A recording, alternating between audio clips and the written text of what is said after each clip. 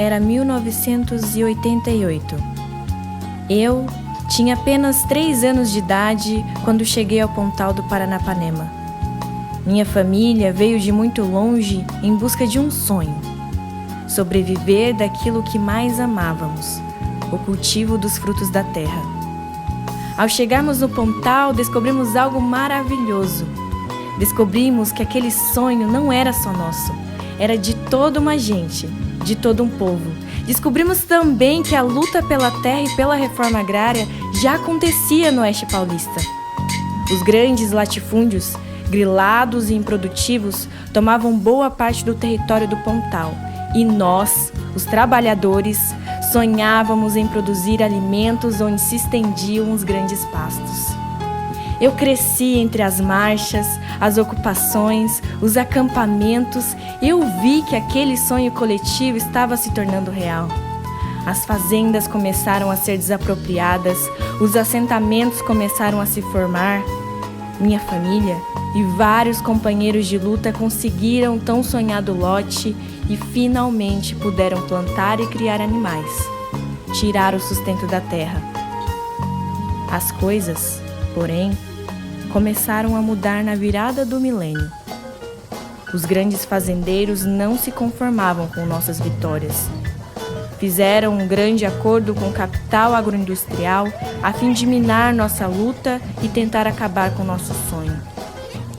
Já havia cana no Pontal, mas foi no início dos anos 2000 que o agrohidronegócio canavieiro começou uma expansão voraz, enchendo de monocultura os latifúndios grilados, instalando usinas sucroalcooleiras, engolindo os assentamentos rurais e o pior, colocando a saúde do povo e do meio ambiente em risco por conta dos terríveis agrotóxicos.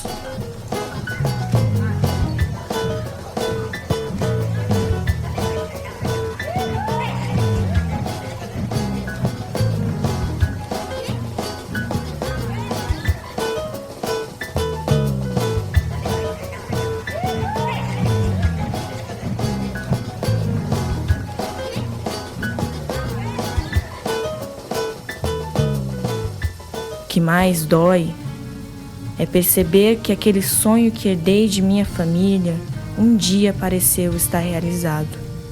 Mas a monocultura canavieira transformou-o novamente em esperança.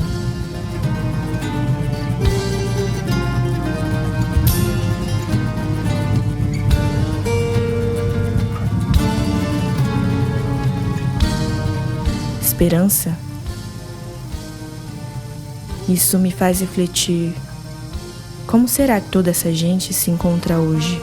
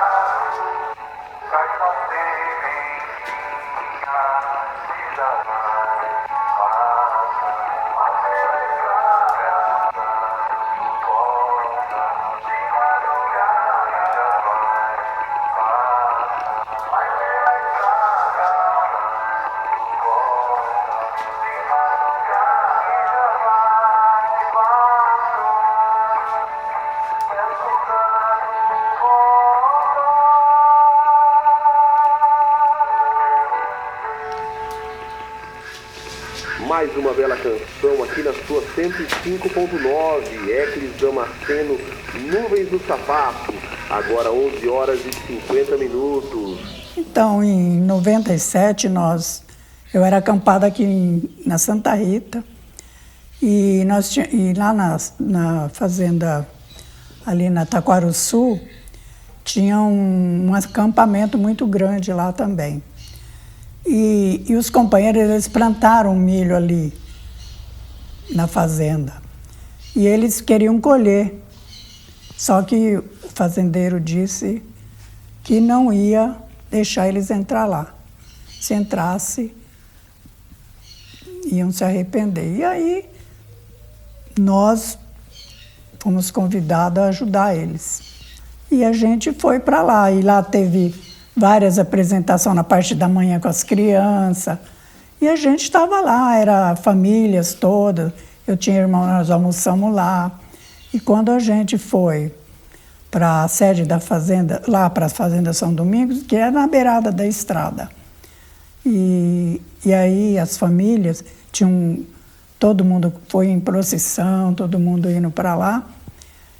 Eu, sinceramente, eu nunca imaginei que fosse deparar com uma situação daquela. E a gente andando, de repente comecei a ouvir uns barulhos, pensei que fosse fogos, coisas assim, uns pipocos, mas não era tiro. E, na verdade, eu fui atingida por um tiro. A bala entrou aqui do lado esquerdo, no peito, atravessou o pulmão, saiu do outro lado. É tão violento que eu nem senti isso. Aí as minhas amigas estavam tudo já deitadas no chão e mandaram eu deitar. Eu falei, não, eu já levei um tiro. Porque eu já vi assim, minha mão cheia de sangue, eu segurando assim. Quebrou 3 costelas, atravessou o pulmão. Até hoje tem os estilhaços, que não deu para sair. Saiu só o projeto, mas os estilhaços ficou espalhado. Aí foi, na verdade, foi muito difícil para mim, que eu tinha meus filhos pequenos. Foi triste. E me levaram para Prudente, primeiro o Teodoro. Aí eles mandaram levar para Prudente, que senão eu não sobrevivia. Nesse dia, 8 pessoas foram atingidas. E eu sobrevivi. Aliás, todos sobreviveram. Mas o meu caso era o mais grave, o meu e mais um companheiro.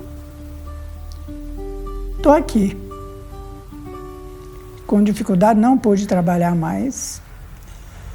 Passei muita dificuldade para criar 2 filhos menores, que eles eram pequenos na época. Mas nunca, em nenhum momento, fui abandonada. Todo mundo me dava uma mão, minha família, o movimento, os companheiros, a gente foi tocando essa vida.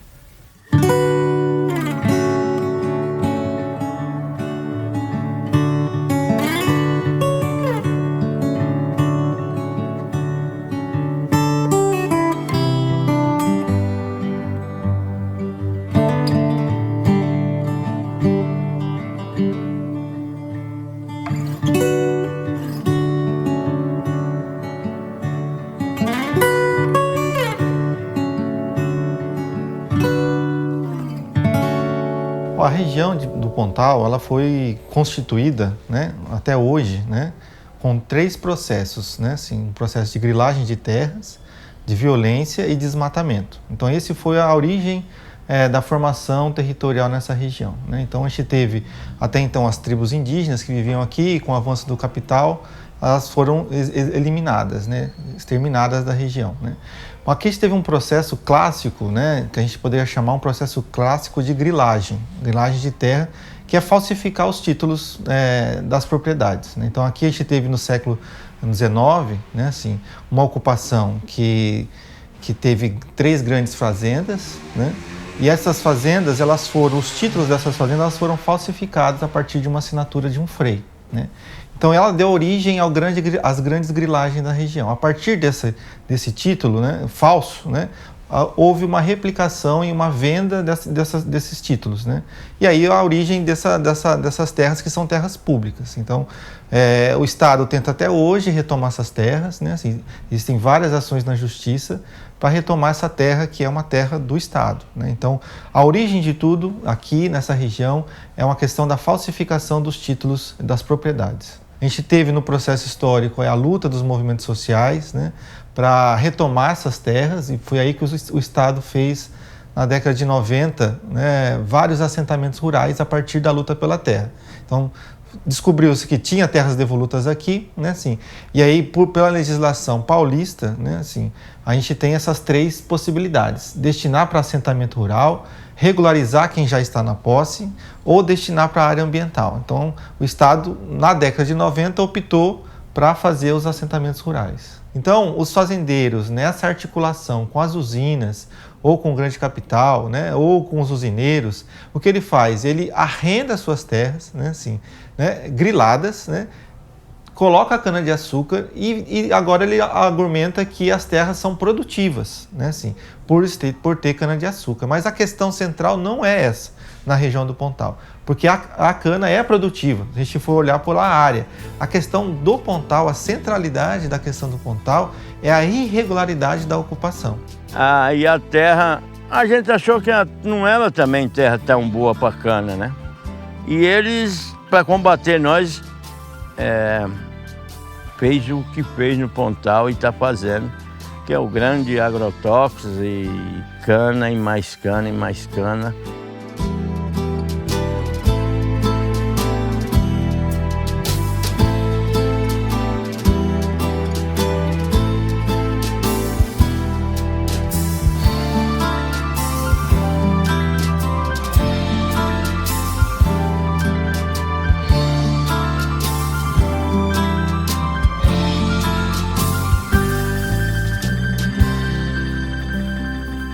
De um lado,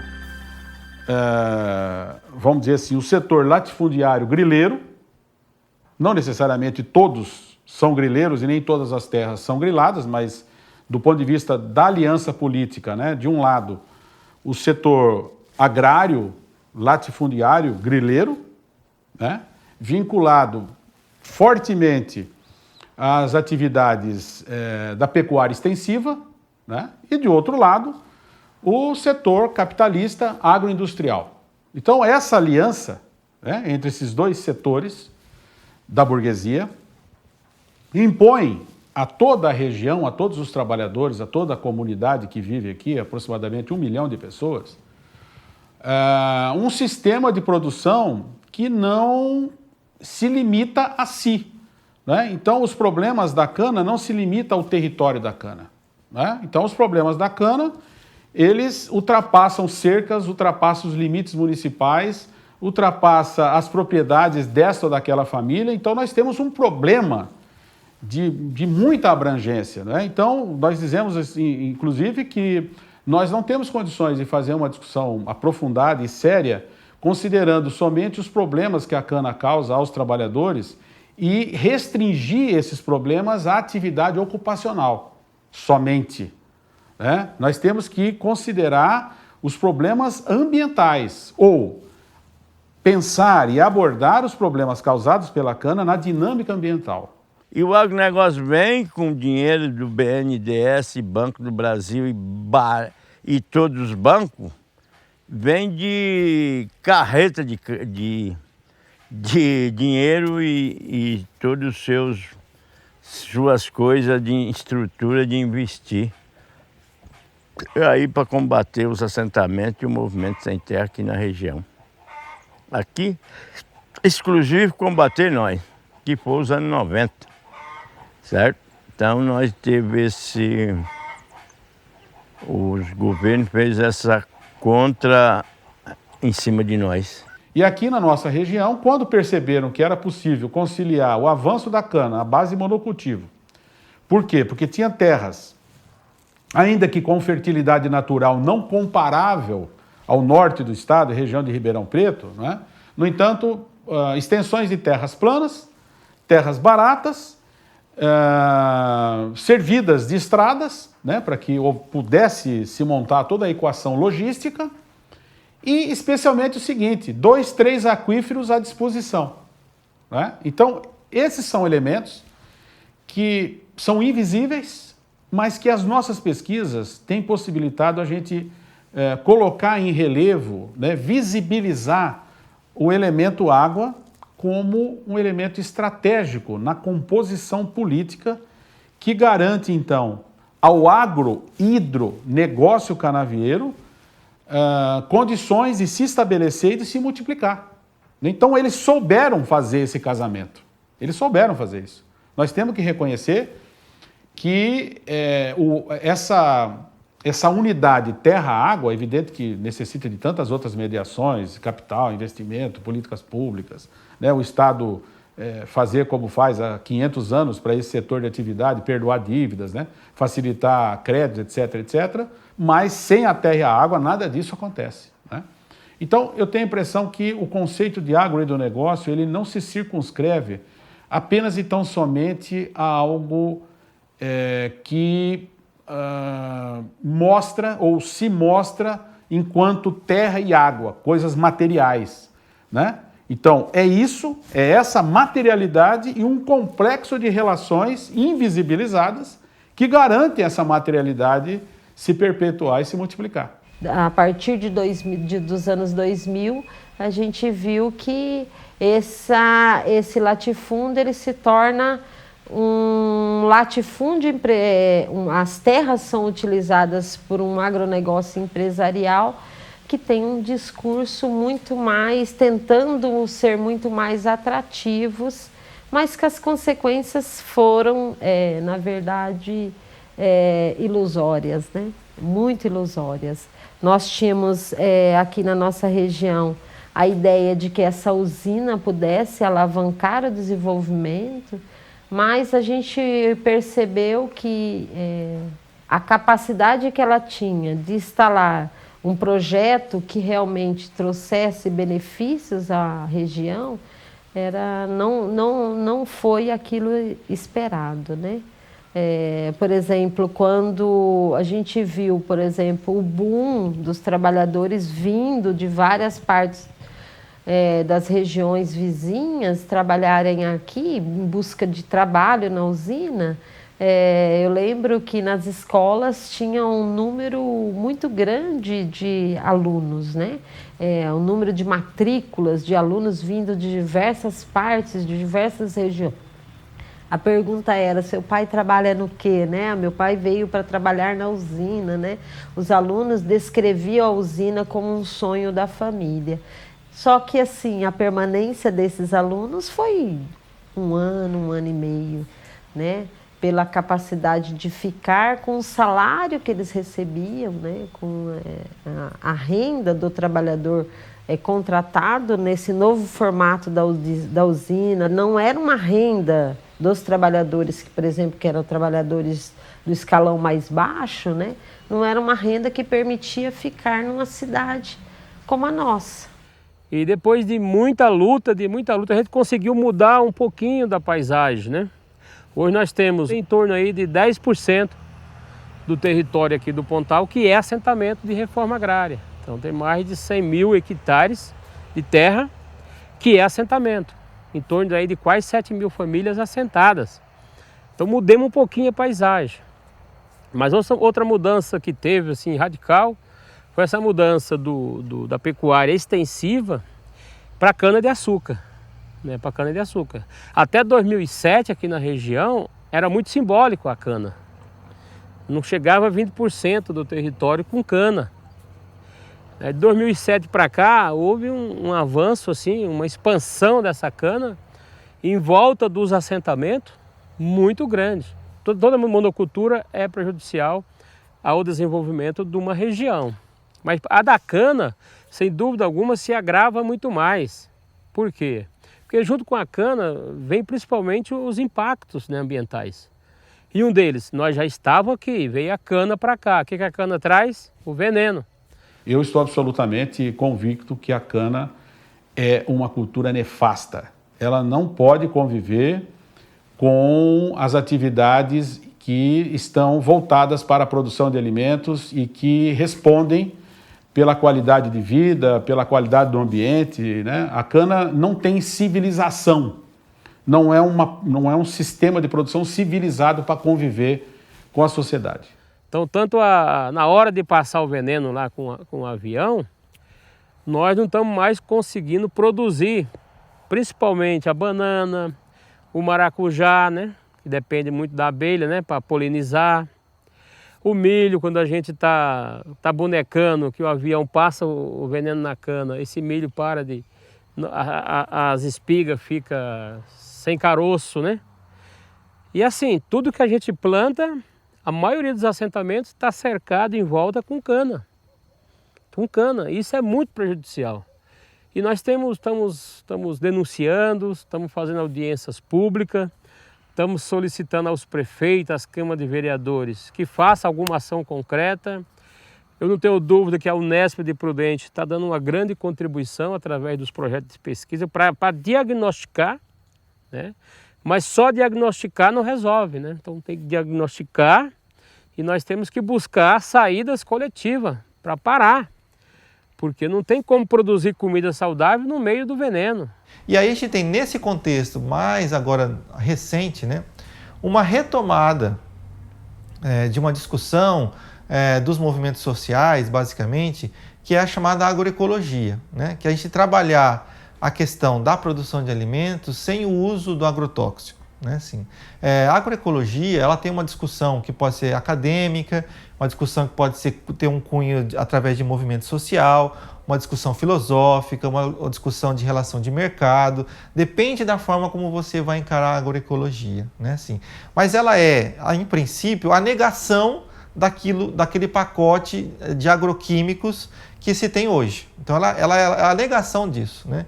Então, o que está acontecendo? É todo um movimento que está acontecendo dentro dos assentamentos de retomar aqueles saberes tradicionais dos avós, né, dos tataravós, dos pais, que usavam e produziam alimentos sem o uso do veneno. Né? Então, há toda uma técnica, né? Aí há uma aliança entre a academia e o saber do campesinato, para retomar essas experiências de produção de alimentos saudáveis. Então, não é somente a produção sem veneno.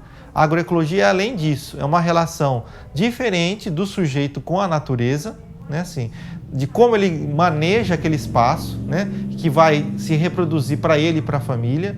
Há uma relação diferente com a natureza também no sentido de qual é a época certa para tal alimento, para uma fruta, para um legume, né? Então não é uma imposição do mercado, mas sim uma lógica própria da natureza. A agroecologia também dá uma visão de que a relação com o mercado também tem que ser outra, não uma relação de preços altos, mas uma relação justa, uma relação do produtor direto com o consumidor.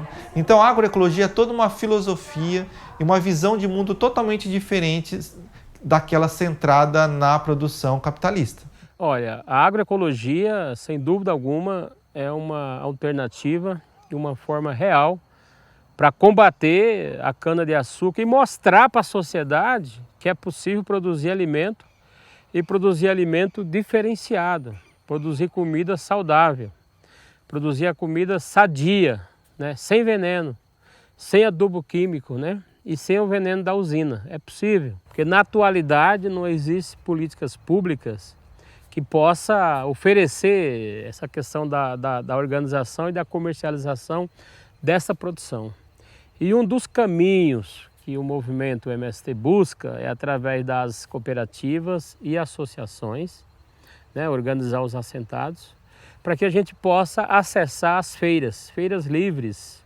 Algumas feiras já existentes nos municípios, onde a gente organiza os assentados para poder participar e levar a produção para ser comercializada, e outras feiras que o MST construiu somente com famílias ligadas ao MST, porque são feiras agroecológicas, né? Tipo a Feira da Lua, que acontece uma vez por mês lá em Presidente Prudente, onde só vai famílias que produzem sem veneno e só vai famílias que têm uma pertença ligada ao setor de produção do MST. É importante, primeiro, que a gente consegue ter uma produção agroecológica, né? Direcionada para a agroecologia.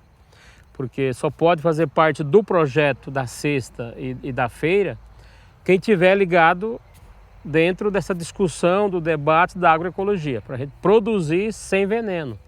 Como a gente fala, nós não colocamos veneno nem adubo químico com nossa mão, as nossas mãos. A gente sabe que os projetos de pesquisa já têm direcionado que alguma substância química tem em algum lençol freático, né, devido à passagem aérea de veneno e etc, né? Mas a gente não coloca. Então as famílias fazem parte desse projeto, é importante primeiro, porque eles estão no processo de transição, na sua maioria, de abandonar de vez o veneno e ir para uma produção mais aproveitando o que tem já no seu lote, o esterco de gado, o esterco de galinha, a pailagem e etc.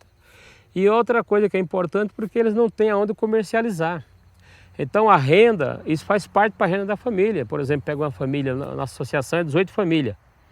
Mais ou menos, cada família aí, a cada 15 dias tem uma renda de 200, 250 reais. Muitos falam, dá para pagar o gás, dá para pagar a energia elétrica e ainda dá para ajudar na compra dentro de casa. Então ele vem somar com a renda do lote. Porque hoje nós somos assentados, não podemos ter uma renda única. Tem que ter uma diversidade de renda. Então a renda da cesta é importante? É importantíssimo. A renda do leite que a gente tira todo dia é importante? É muito importante. A renda, por exemplo, de quem planta lá café e vende o café é importante? É importante. Então soma todas essas mandioca, né, por exemplo, soma todas essas rendas e dá uma renda razoável para a família. Então ela é tão importante, a renda da cesta para as famílias, como as demais rendas que tem dentro da família.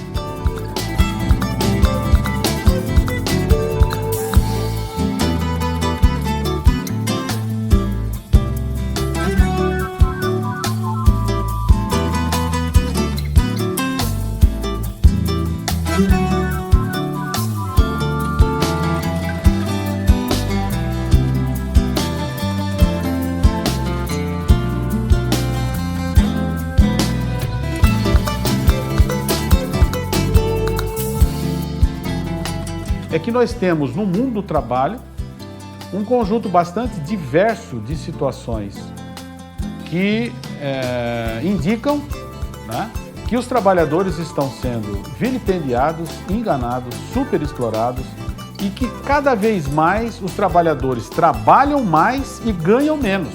Então, partindo do princípio de que os trabalhadores não somente perdem direitos, que a Constituição no Brasil está sendo duramente atingida e, em alguns casos, está sendo rasgada. A consolidação das leis do trabalho no Brasil, a CLT de 43, ela está sendo praticamente jogada no lixo, né? E os trabalhadores que estão envolvidos, no caso específico da cana-de-açúcar, estão absolutamente contaminados, né, com a inserção que tem no dia a dia de trabalho no âmbito do que a gente chama de modelo químico dependente, né? Então, não somente são mutilados ou estão expostos a um conjunto de riscos, né, de lesões, mas também estão trabalhando no olho do furacão do veneno, né? Então, esses trabalhadores estão sendo duramente atingidos, né? E o que eu entendo, então, como degradação sistêmica do trabalho,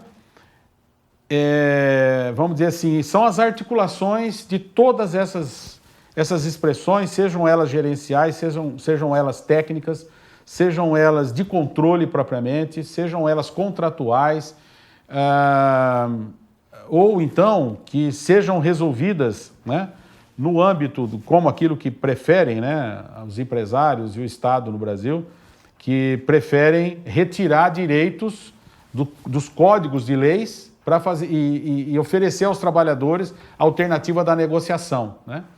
Então, são muitas coisas que, articuladas, elas expressam o que eu tento denominar de degradação sistêmica do trabalho. Então, acho que ao longo desses 6 anos, nós fomos, sim, aprendendo muito, né, com as pesquisas, sendo criativos, para que a gente pudesse oferecer aos trabalhadores, pelo menos assim, uma parte dos nossos aprendizados, dos nossos conhecimentos, para que eles vislumbrassem possibilidades de melhora ou buscar outras alternativas, né?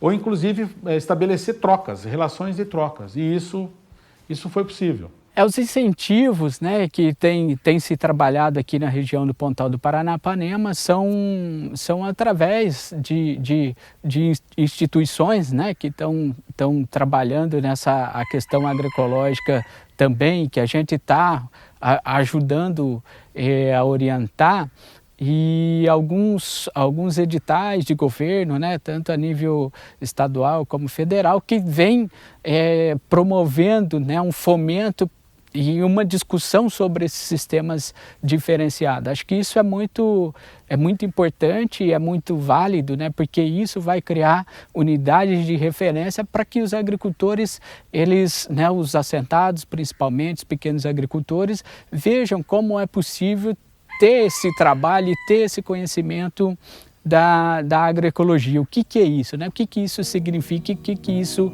realmente traz de bom para a produção dentro dos lotes. Então é importante que se tenha fomento, é importante que se tenha políticas públicas que sejam de fácil acesso para desenvolver isso, porque quem ganha é toda a região, é o país, é o estado. Então acho que isso é muito importante, desenvolver isso para que no futuro isso seja desencadeado, né, um processo que ele por si só ele vai se multiplicando e aí criar vários outros espaços como esses na região.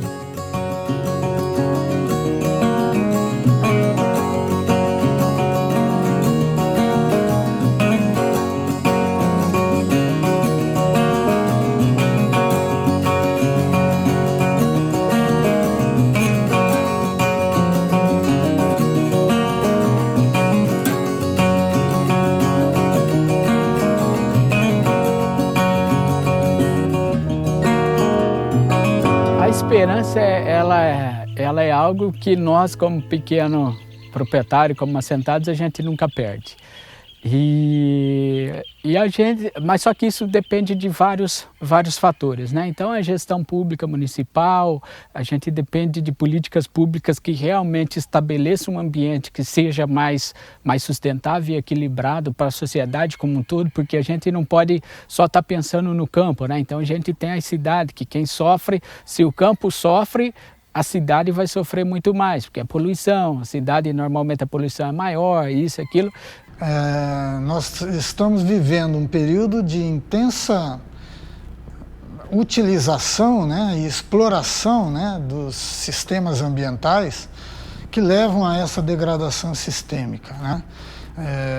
Então, intenso uso da terra, a intensa irrigação, uma intensa incorporação de elementos que são alheios à natureza desses sistemas, né? Isso leva a uma modificação ambiental muito forte, né, em todos os níveis, seja no solo, seja na cobertura vegetal, seja nos sistemas fluviais, em termos físicos e químicos e em termos bióticos por conta dos impactos que isso traz à vida.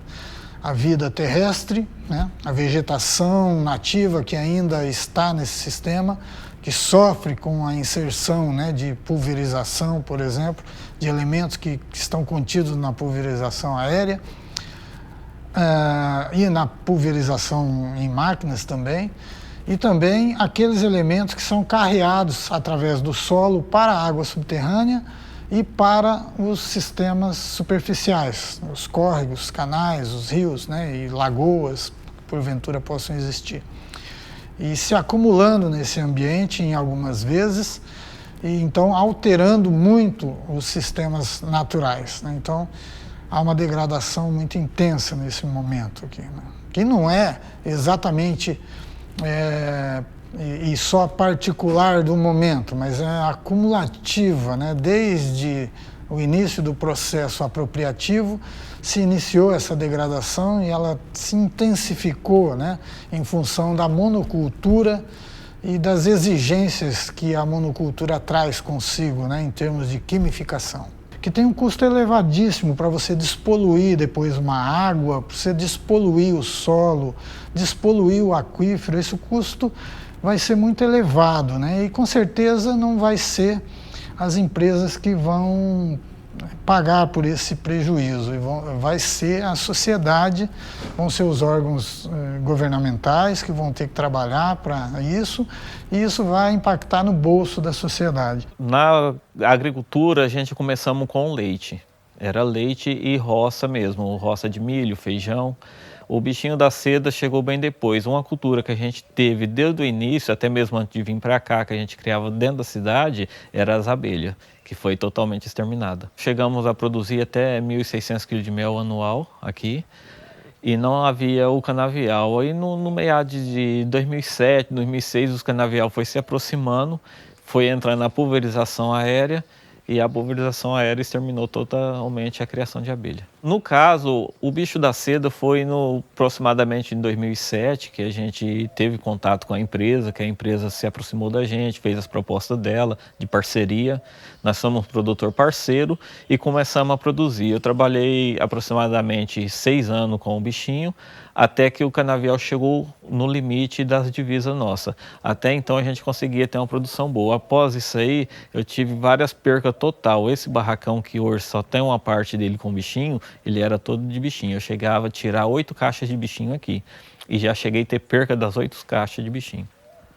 Eu não vou desistir, não. A gente tem que ter na cabeça que quem tem que mudar é as empresas que estão chegando, porque quem chegou aqui depois foi eles, não foi eu. Eu já estava aqui quando a empresa chegou. Quando a cana chegou na minha divisa, eu já produzia o bichinho, eu já produzia as abelhas. Então eu vou lutar para mudar a consciência deles. De modo geral, os impactos ambientais, eles chegam a todas as localidades e chegam às pessoas, né, através da contaminação da água, principalmente, da contaminação do ar, né, que são mais próximos, né, do cotidiano das vidas humanas, né? Então o ar contaminado ou a água contaminada pode ser ingerido por qualquer pessoa, né, dentro desse ambiente, né, em qualquer momento, e essa sistematização, né, de você de pouco em pouco está sendo contaminado, né, é muito perigosa, porque os resultados eles vão se dando ao longo do tempo, né, e as doenças vão aparecendo e gradativamente vão se complicando, né, na vida das pessoas, esse fator, né. Então tudo isso devido a um problema ambiental, né, ou seja, o ambiente está comprometido e as pessoas vão adoecendo devagarinho em função desse ambiente comprometido. E é para tentar mudar essa intensidade de degradação que a gente procura, né, então nas pesquisas, entender um pouco melhor como é esse processo para poder propor alguma coisa menos degradante, né, em termos ambientais, porque nós vamos estar propondo algo menos degradante para a vida das pessoas também.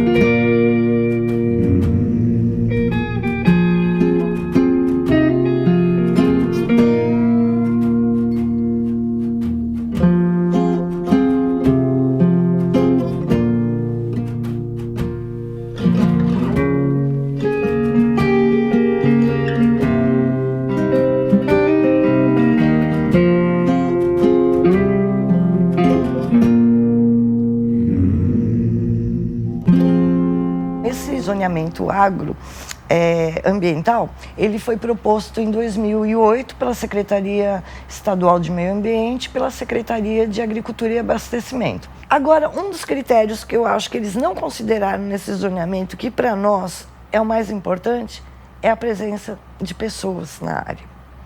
Então, em nenhum momento foi considerado a ameaça, por exemplo, do agrotóxico, das pulverizações, da deriva das pulverizações em relação à população. Então, não foi considerado. Parece que eles fizeram um mapa onde não morava ninguém, né? E nós fizemos um levantamento. Então, por exemplo, 180 hectares de cana estão plantados a 250 metros de distância, a menos de 250 metros de distância de áreas urbanas. e 8.200 hectares a menos de 250 metros dos assentamentos rurais. Então, veja bem o risco que essa população está exposta em relação às pulverizações aéreas, né? A gente sabe que tem um problema de deriva, que em razão dos ventos, esse veneno ele acaba dispersando para lugares onde não há plantação de cana, mas acaba afetando essas populações. Então, assim, resumindo, os critérios do meio físico que foram utilizados nesse zoneamento, eles foram muito em função da produtividade da cana. Como que esse meio físico ele favorece o plantio da cana, se o clima é propício, se os solos são adequados em termos de topografia, mas jamais pensaram no impacto que a cana poderia causar a esses recursos, ao solo, ao relevo, às águas superficiais e subterrâneas e, sobretudo, o impacto que causa às populações, né? Não há risco mínimo. Então, assim, enquanto houver pulverizações, todos os recursos estarão correndo algum tipo de risco, né? Na verdade, eu diria que 80% da área do Pontal do Paranapanema, de acordo com o zoneamento do estado de São Paulo, são de áreas adequadas para o plantio de cana sem qualquer restrição. O nosso mapa provavelmente sairá muito diferente, né? Porque a gente está considerando risco à saúde humana, risco à biodiversidade, risco a recursos hídricos e risco também de processos erosivos, né? Risco ao meio físico. Então, provavelmente o nosso resultado é muito mais restritivo, né? Porque ele leva em consideração características que nós já estudamos e que nós verificamos que devem ser consideradas.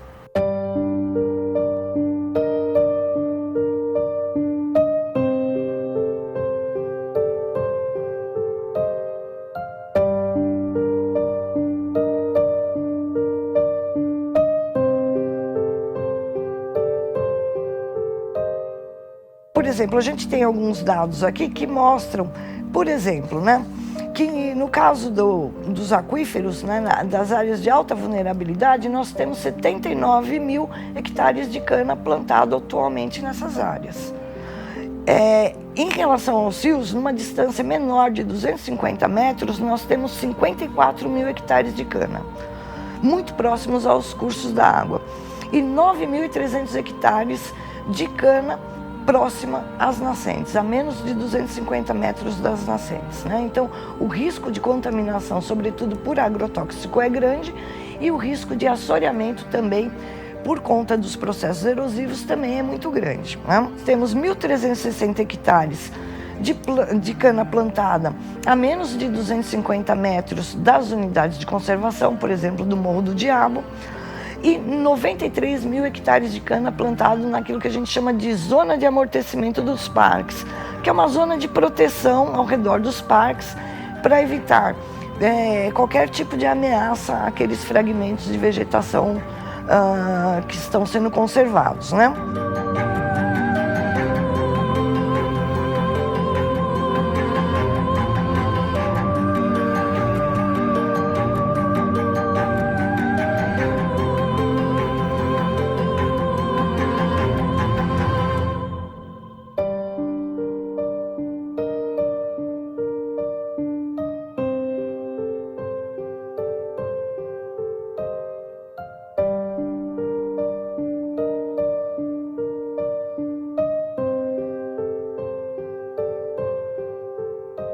Então, já devido a essas mortandades dos bichinhos, a produção nossa ter ficado fraca, porque nesse período a gente conseguiu um TAC também, que a empresa ficou sem passar veneno. Uns tempos a gente voltou a criar o bichinho, né? Mas nesse período teve uma empresa do Mato Grosso que se aproximou e fez a proposta para a gente de estar entrando na cultura do pepino, uma cultura até então, para mim, não praticada, né?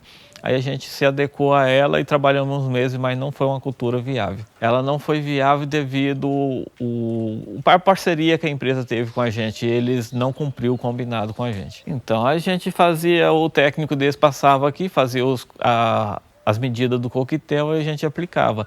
Eu percebi que na quarta, quinta aplicação, estava mesmo usando máscara, usando luva, todo o IPI necessário, luva com as indicações necessárias, ainda estava dando mal-estar, ânsia de vômito. Por isso que eu abandonei, e a não remuneração do produto. Eu perdi uma grande leva de peso, eu não sei se foi relacionado à aplicação, relacionado ao esforço repetitivo, porque é muito esforço. Você começa a colher às 6 da manhã até às 6 da tarde, depois das 6 da tarde você vai até às 10 da noite fazendo aplicação de defensivo. Isso todos os dias, sem parada. A questão do pepino, né, ela chegou aqui no município de Presidente Epitácio, essencialmente com famílias assentadas, para produzir no seu lote, né, pepinos que são direcionados para essa indústria, que são pepinos para conservas. E a gente, nas pesquisas, começamos a analisar que essas indústrias, ela vende esses produtos, né, já em conserva ou in natura. Qual é o contrato? Então, os assentados cedem a área, cedem a mão de obra, né, assim, a indústria leva todos os insumos, todo o pacote tecnológico, ensina a produzir pepino nessa lógica da indústria, né, assim, e as famílias entram nessa lógica porque elas precisam de uma renda para sobreviver, né. Só que com essa lógica do pepino, né, inserido, o veneno entra direto pela porta da casa da pessoa. Ela está trazendo o veneno para sua casa. Porque a produção de pepino é um consumo absurdo de veneno, né? Assim, a cada 3 dias, né, dia sim, dia não, você tem que colocar veneno para a produção de pepino, né? E o ciclo da produção de pepino são 3 meses, né, cada ciclo. Então as famílias vivem nesses 3 meses diariamente com veneno quase todos os dias, né? O contato com veneno quase todos os dias, seja na água, seja na pulverização, seja no acompanhamento. Então, primeiro, as famílias estão expostas a riscos de contaminação, né, pelo pacote tecnológico e pela grande quantidade de veneno que é posta na produção de pepino. Elas estão subordinadas pela questão do trabalho, e aí ela não consegue dar conta do restante do lote, porque a produção de pepino, ela nesses 3 meses de produção, você entra na roça às 8 horas da manhã e sai às 8 horas da noite, todos os dias, né? Assim, e aí todo mundo tem que trabalhar. Então, com isso, ele não consegue dar conta de outras produções do lote, né? E aí essas famílias ficam dependentes dessa produção para sobreviver, né? Porque não tem uma política pública. A gente falar do território do campo, a gente falar do território do campo e o que está instalado de políticas públicas naquele território, hoje aqui no nosso município a gente pode dizer de duas grandes políticas públicas que estejam trabalhando, efetivamente estão lá.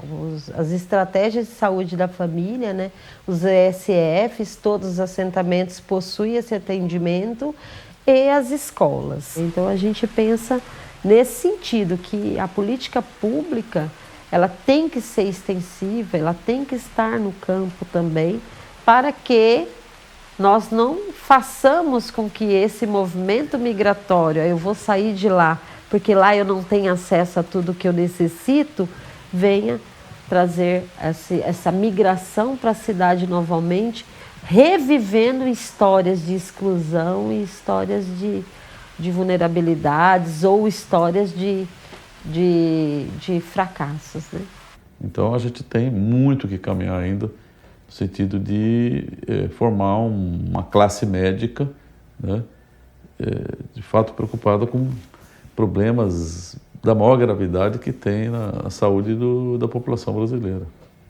Que precisa capacitação, você precisa, né, preparar a atenção primária, que seria o médico estar lá na atenção básica, para ele ter um olhar sobre isso, porque afinal de contas, aquela unidade básica de saúde, ou a estratégia de saúde da família, ela está no meio rural e ela está lidando com uma população que está exposta a uma série de riscos, né? Então, muitas vezes você não tem essa preparação, esse olhar, né? Porque se exige que o médico faça uma investigação, ou notifique.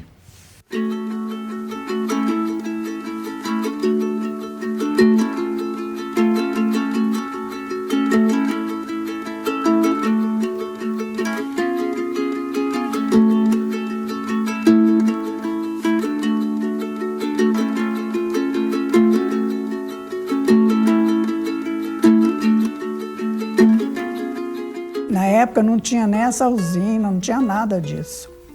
Tinha pasto, que era gado, mas aí foi tudo substituído pela cana.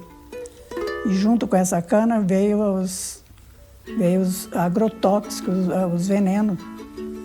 E aí a gente começou a sentir que as nossas frutíferas começaram a secar as folhas, a ficar raquítica, não produzir mais os frutos bonitos. E as nossas ervas começaram a ficar danificadas. Que até hoje as nossas hortas, a gente está sentindo grande dificuldade para produzir. Porque a gente acha que o veneno é jogar na terra, não é. A gente sabe que esse veneno está no ar, está na água, sendo contaminado, e a gente também não sabe que proporção isso vem se dando. Porque que vem se dando essa destruição. Porque eu sei que é grande, porque a saúde, por exemplo, a população está sentindo muitos problemas respiratórios e vários outros tipos de doença, e às vezes não sabe que é isso, porque nada está claro que é. Porque a gente sabe que é difícil ainda a gente falar o que é que a gente sabe, que alguma coisa está muito errado e que está danificando a terra, o ar e a água e tudo, que é o veneno. Ah, sim, você perde esperança, porque você perde qualidade de vida. Quando você chega num barracão desse aqui, igual ultimamente, as últimas percas que nós teve foi em média de 3 caixas. Seria uma renda aí aproximadamente de 2.800 a 3 e pouquinho. Você chega aqui, você trabalhou o mês inteiro, jogar tudo fora. Você chega em casa, você não consegue dormir. Você perdeu qualidade de vida, você perdeu a esperança de uma expectativa de vida para o futuro, você perdeu a esperança de um plano que você tinha para fazer uma melhora para você, você perde tudo, você perde o rumo da vida.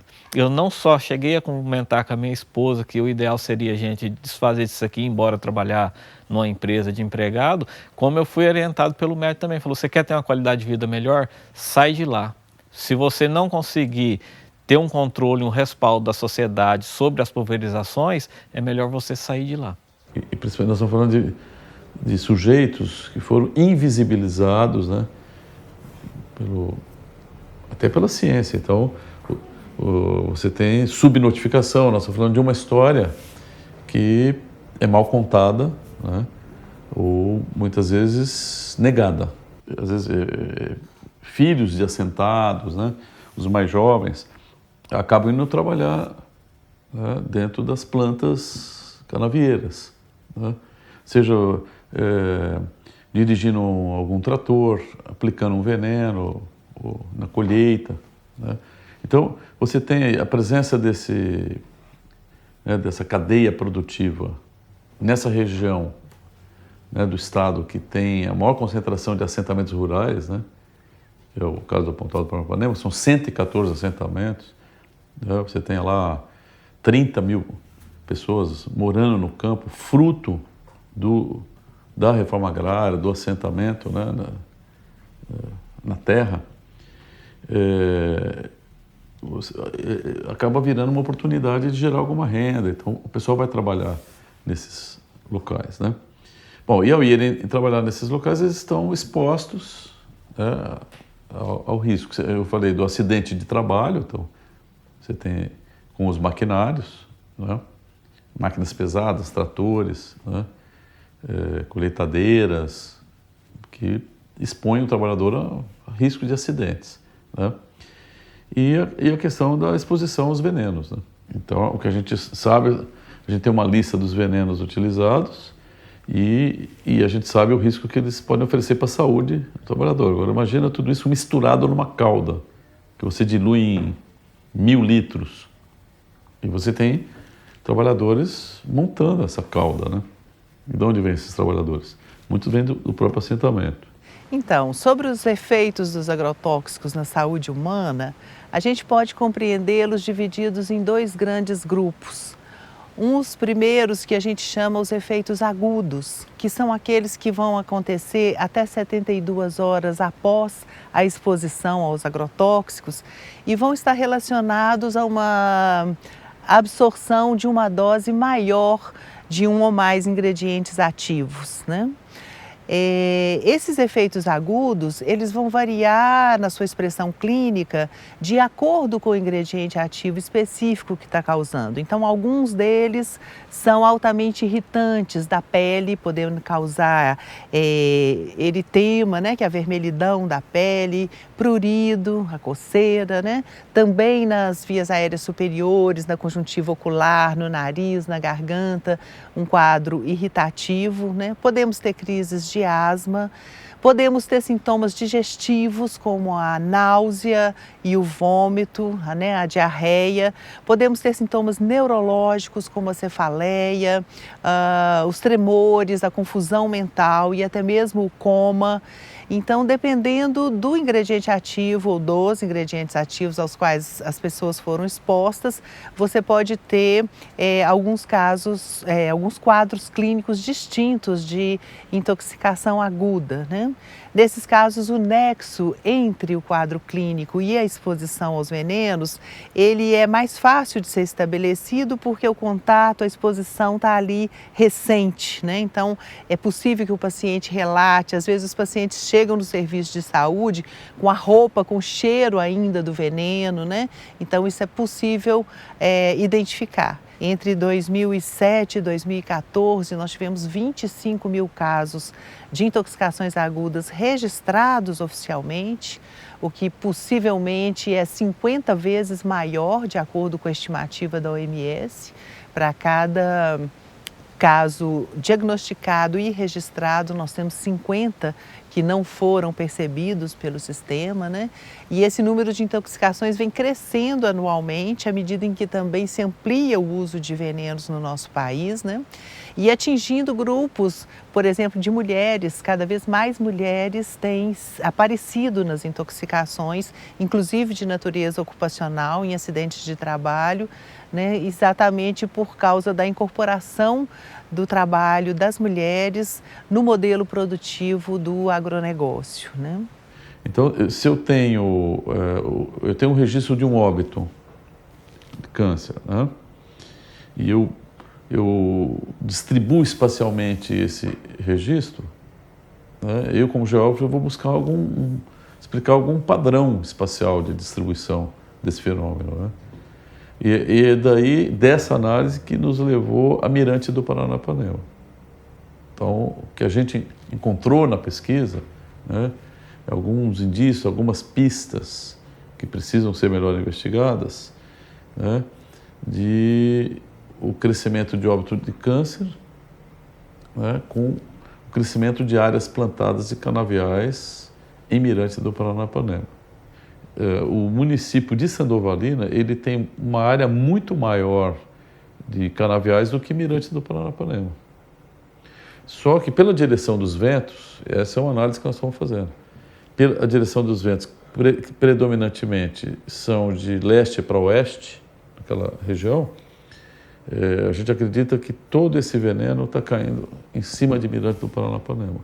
Porque o que explica o crescimento vertiginoso da mortalidade por câncer em Mirante e que há uma correlação estatística com o crescimento de áreas plantadas de canaviais.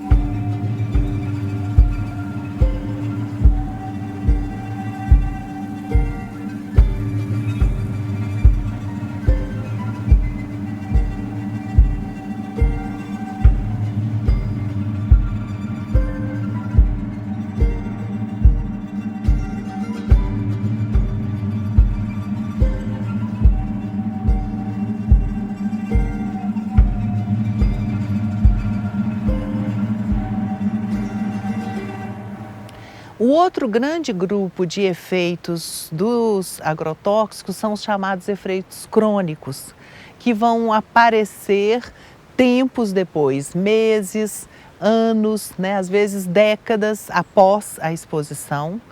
e que vão estar relacionados à exposição a pequenas doses que são absorvidas ao longo de muitos anos na vida, né? Ou de muitos dias também, se já pode ter alguns efeitos crônicos, né? Mas dependendo do ingrediente ativo, então, ou dos ingredientes ativos, é que nós vamos ter quadros crônicos que podem estar relacionados a doenças como cânceres, né? Principalmente os cânceres hematológicos, né? As leucemias, os linfomas, o linfoma não Hodgkin, né?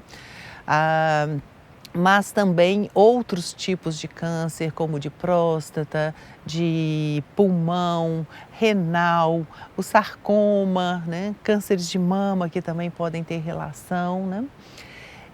Vamos ter efeitos neurológicos importantíssimos e muito preocupantes. Por exemplo, estudos recentes que vão estar mostrando a relação entre exposição a agrotóxicos e autismo em crianças, né? Também estudos que vão estar relacionando com a síndrome de Parkinson, com Alzheimer, né? Podemos ter doenças hepáticas crônicas relacionadas aos agrotóxicos. Temos também as más formações congênitas como efeito crônico, e isso tem sido também um quadro muito assustador. Além das alterações da reprodução também, né? Aborto espontâneo, boa parte dos abortos de mulheres expostas aos agrotóxicos pode estar relacionada com isso. O parto prematuro, o recém-nascido de baixo peso, a infertilidade masculina, né? Está comprovado, por exemplo, a redução do número de espermatozoides, da motilidade dele e um aumento da frequência de alterações morfológicas nos espermatozoides, comprometendo a fertilidade masculina nos casos de exposição a agrotóxicos, né? E as alterações, né, os efeitos dos interferentes endócrinos, porque os agrotóxicos, alguns deles, têm a capacidade de mimetizar o comportamento dos nossos hormônios, especialmente os hormônios sexuais, e com isso provocar quadros de puberdade precoce, né? Nós temos também acompanhado casos de crianças com sinais de puberdade desde 6 meses de idade, né? De crescimento de pelos, de surgimento de mamas, e em contextos de comunidades onde os pais estão expostos ocupacionalmente aos agrotóxicos e as comunidades estão expostas ambientalmente. Então, o veneno está por toda parte. Mas não há dúvida, né, que o principal agente disseminador dos pesticidas, né, é o cultivo canavieiro. Então, não tem como que eu estou falando de uma área que já é metade da área agricultável do Pontal do Paranapanema. Então, são grandes extensões de terra com o canavial e que usa veneno em todo o ciclo, né? Desde do plantio até a colheita, né? Então, 4, 5, 6 etapas do processo de produção da cana, você está jogando veneno ali. Então, eu jogo um herbicida, depois você tem um fungicida, né? Depois você tem o inseticida, né? Porque você tem os gafanhotos, insetos que vão comer as folhas, e até chegar no maturador, né? Que substitui a queimada, né? Que foi se radicando no estado de São Paulo. Então, para eu colher, eu tenho que usar um maturador e um secante.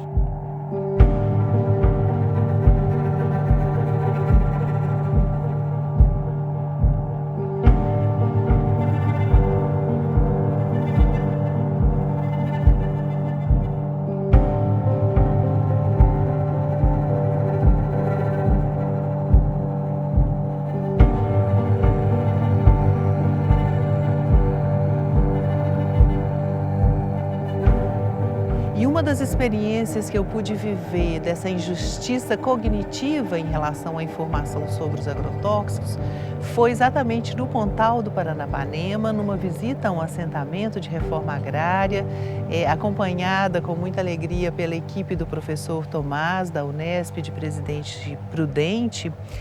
em que, após conversar um pouco com os trabalhadores e trabalhadoras a respeito dos efeitos agudos e crônicos do agrotóxico, um deles me procurou muito preocupado porque ele já tinha tido vários episódios de intoxicação aguda por agrotóxicos. Vários, tanto que ele já tinha uma conduta própria definida. De acordo com a intensidade dos sintomas, ele avaliava a gravidade do seu quadro e escolhia que tipo de serviço de saúde ele deveria procurar para ser atendido, né? Se no posto de saúde ali do município seria suficiente ou se ele precisaria de um atendimento hospitalar. Ele já tinha esse tipo de experiência com as intoxicações agudas.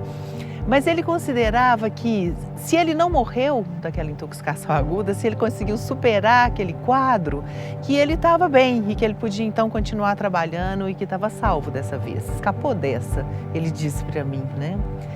Então, na conversa nossa, ele teve acesso à informação e a possibilidade de compreender que os agrotóxicos não têm só os efeitos agudos, têm efeitos crônicos também, cumulativos, né? Que alguns deles, como os organoclorados, que já foram proibidos, mas eles persistem no nosso organismo durante 50, 60 anos. Estudos que a gente faz hoje encontra ainda organoclorado no leite materno das mães, como foi na pesquisa da equipe do professor Pignatti na Universidade Federal do Mato Grosso. Então, ele teve um impacto enorme sobre ele de quebrar a segurança que ele tinha no trabalho com o agrotóxico, sabe? Saber que não bastava se safar das intoxicações agudas, que esse era um inimigo que estava permanentemente, a cada dia, nas 24 horas do dia, né? Penetrando no corpo dele e causando efeitos que iam se expressar daí a 5 anos, 10 anos, 15 anos, né? Essa é uma das dimensões dessa injustiça cognitiva que os trabalhadores do agronegócio sofrem.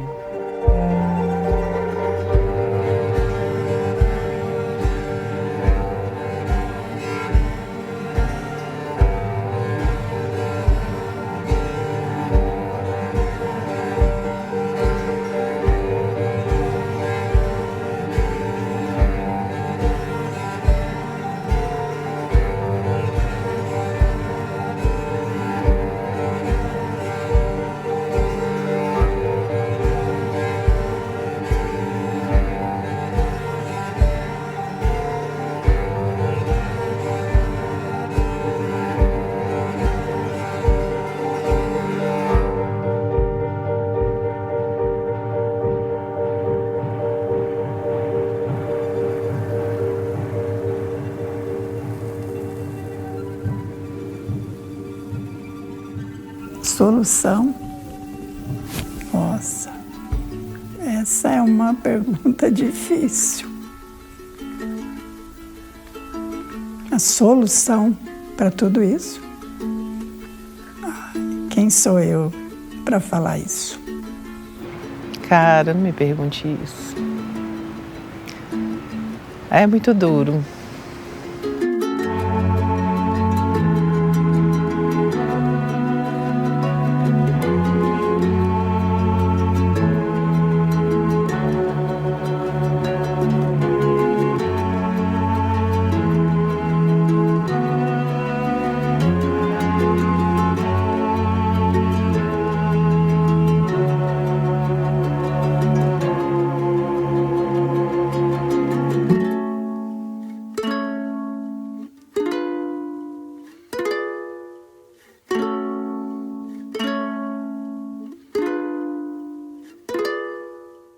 Não há dúvidas que a educação ela faz a interface entre essas diferentes áreas, né? O trabalho, a saúde, o ambiente.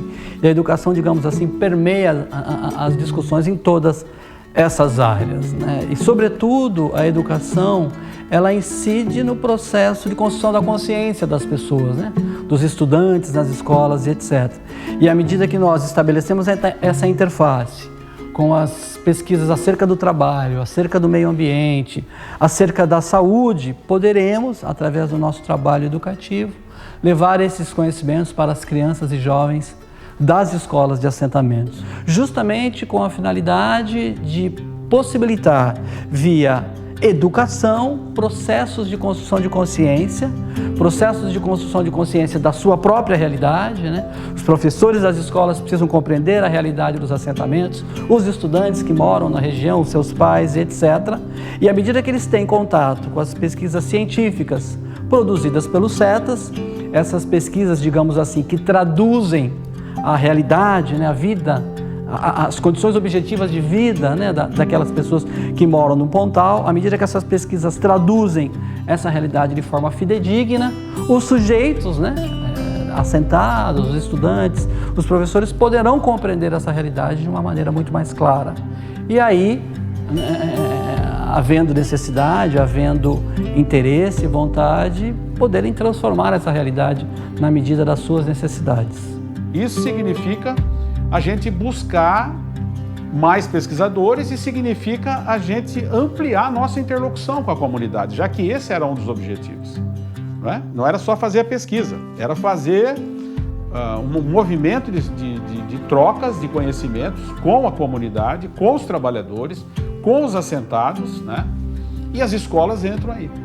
Então as escolas, elas fazem parte, né, desse leque de opções e de objetivos que nós estabelecemos.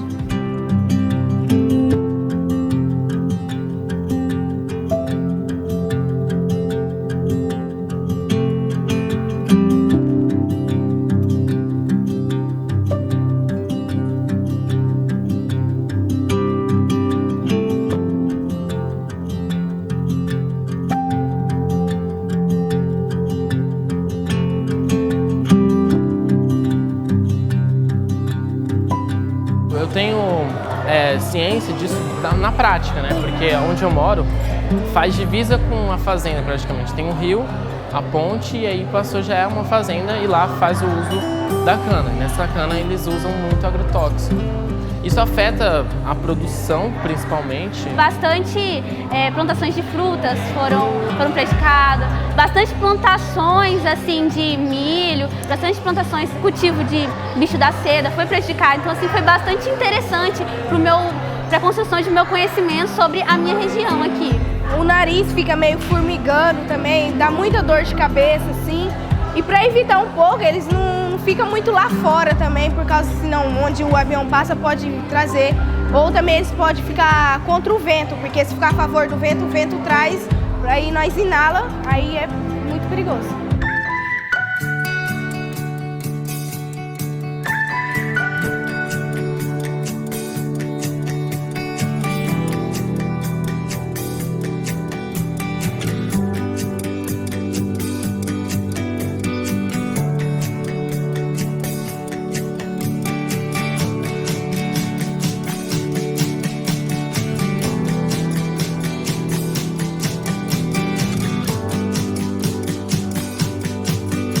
Só através do acesso ao conhecimento é que os seres humanos poderão aprender e se desenvolver e se humanizar. Esse é o pressuposto fundamental dos nossos trabalhos nas escolas e também agora nas escolas do Pontal do Paranapanema. Justamente porque as pessoas que vivem no Pontal, os assentados, os professores, os estudantes e etc., precisam, através das pesquisas dos CETAS, entrar em contato com a realidade, né?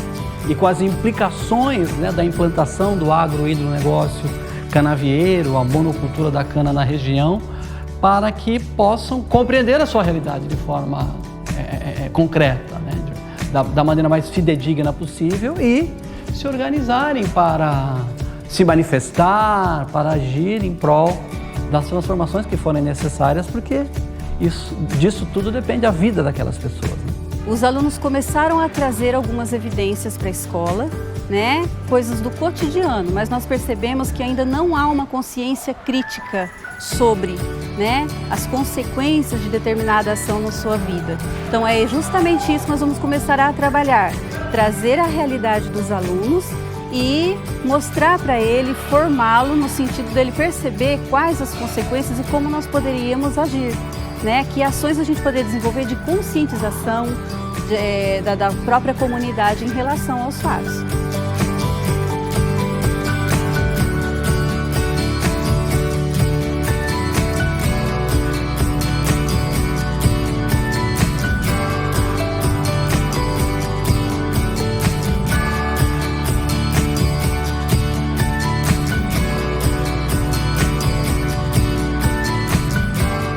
muitos deles no futuro que eles enxergam é ser funcionário da usina. Eles entendem como boa, como última solução. Para a escola não, nós temos que formá-los de forma que eles percebam que eles têm potencial para ir além. A gente percebe que os assentamentos são as pessoas mais velhas que ficam ali, né? Que os jovens, então eles querem mesmo ir para a cidade. Mas aí tem um conjunto, né, de elementos que contribuem para isso. Para começar, não existe política pública para a juventude do campo. Então a precariedade de muitas escolas, né? Então não tem assim a parte cultural, não tem o lazer, né? Então já eu penso que é até intencional, né? Para que o campo se esvazie, né, da juventude e essa juventude vai para a cidade, né? Mas para isso, então a gente tem que trabalhar, né? Atrás da política pública para a juventude, né? E projetos para a juventude do campo para que não aconteça isso, né? Porque muitos mesmo se iludem, né?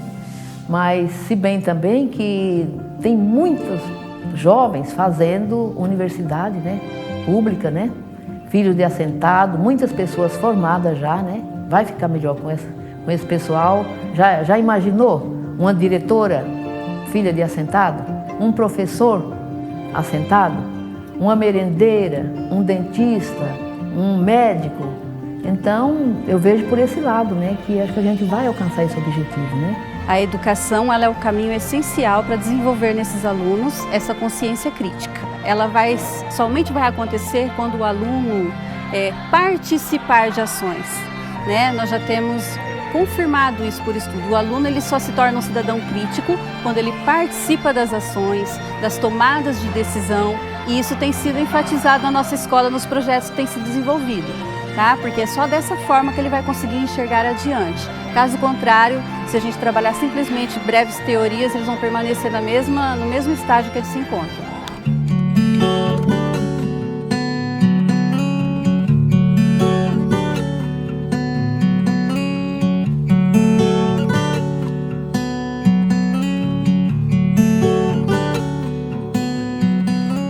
Falar para eles da realidade deles, de um problema deles e como é que nós vamos fazer para resolver isso. Nós não vamos descontextualizá-los.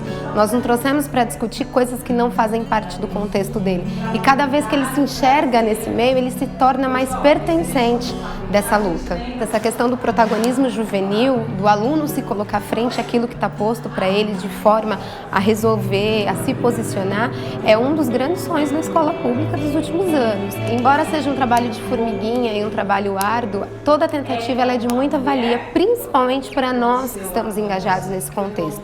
Então, cada vez que essa socialização vem e amplia as visões deles, eles conseguem se posicionar mediante isso que está posto pela sociedade de uma outra forma crítica, se enxergando muitas vezes como o maior prejudicado, e as discussões vêm para além de somente se enxergar como um dos prejudicados, e sim uma tomada de decisões frente a isso tudo que está posto pela sociedade. Então isso desperta neles uma determinada criticidade para ir além, não ficar ali na condição de nós somos prejudicados e só por isso mesmo, mas de se posicionar e entender o que está por detrás de tudo isso. Então os professores fazem essas mediações com essas discussões sempre que possível e sempre que se faz necessário.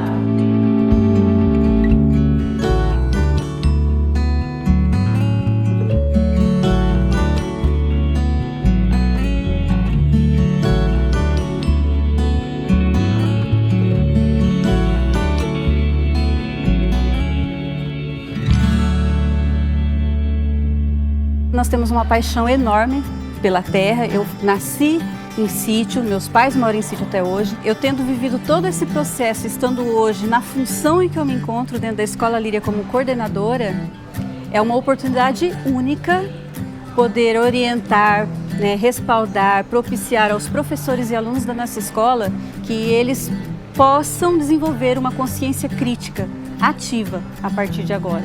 Que dentro das nossas ações a gente possa propiciar a eles momentos de estudo, de pesquisa, de planejamento, para que eles formem uma consciência crítica cidadã realmente. A educação é a maneira, né? Porque formar pessoas com essa consciência, né? Com esse nível de consciência, o professor pode e deve, então, cada vez mais elevar o nível de consciência dos educandos, dos pais e do próprio assentamento. Então a escola tem um papel assim muito importante onde quer que ela esteja, né? Mas para isso então os gestores, né, diretores, coordenadores, professores têm que ter essa formação e têm que acreditar nesse projeto.